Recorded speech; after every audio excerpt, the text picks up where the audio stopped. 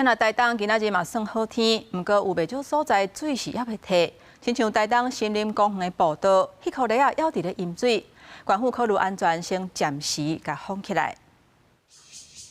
台東市森林公園的木枋橋是對海濱公園進入李白湖上近的路線。不過，即馬這條人行步道，佇這幾工中大水淹起來路面，縣府考慮到遊客甲民眾的安全，目前暫時甲小鳥亭到木枋橋的步道路段封起來。不過，因為淹水的面積大約有1分地很大，拄好又閣種綠雨傘，看起來親像台東版的水遊森林。木棧橋的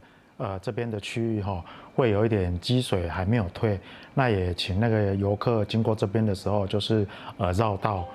日日台東天氣轉好，佇森林公園淹水區，甲附近的海濱公園，攏發現上萬隻田鴨佇個田頂飛，閣不時成雙成對佇個水面點水。專家講，這是會遷徙的捕食田鴨。這個季節拄好是繁殖期，飛到台東又閣等到大面積的積水，吸引人來遮生卵。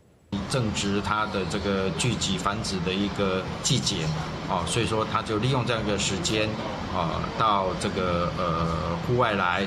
做一個聚集交配，甚至說這個產卵。專家表示，若出現大量的田鴨，就代表水質健康是好現象，而且所落來天氣嘛是無穩定。縣府表示會繼續監測森林公園步道淹水的狀況，水若較退就會開放通行。記者綜合報道。